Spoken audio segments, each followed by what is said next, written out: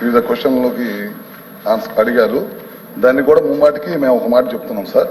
విద్యుత్ ఛార్జీలు ఈ ప్రభుత్వం పెంచబోదు. ఈ ప్రభుత్వం దానికి కట్టుబడి ఉంది. మీరు పదే పదే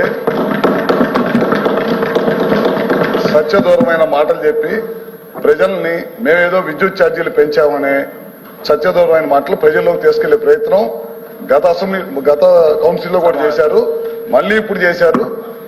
ప్రపంచంలో ఎక్కడ లేని విధంగా వీళ్లు పెంచిన విద్యుత్ ఛార్జీలకి వీళ్లే ధర్నాకి పిలుపునివ్వటం, అదేవిధంగా వీళ్లు పెంచిన విద్యుత్ ఛార్జీలకి వీళ్లే క్వశ్చన్ వేయటం అనేది ఇదే ప్రక్రియ కొనసాగుతుంది. ప్రజల్ని తప్పుదాగే ప్రయత్నం చేస్తా ఉన్నారు. సార్ మీరు ఒకసారి వాస్తవాల్లోకి వెళ్తే మీరు చూడండి సార్, 2022-23లో వీళ్ళు 8,113 కోట్ల రూపాయలు విద్యుత్ ఛార్జీలు పెంచి అప్పుడు ఈఆర్సీకి పంపించిన తర్వాత ఈఆర్సీ 3 నెలల్లో దాన్ని ప్రజల్లోకి తీసుకెళ్లాల్సిన దాన్ని తీసుకెళ్లకుండా 1 సంవత్సరం 8 నెలల పాటు పక్కన పెట్టి తర్వాత ప్రభుత్వమైన భారం వేసే ప్రయత్నం చేసింది. అదేవిధంగా 2023-24లో కూడా 11,000 కోట్ల రూపాయలు మళ్ళీ ఈఆర్సీకి పంపించారు.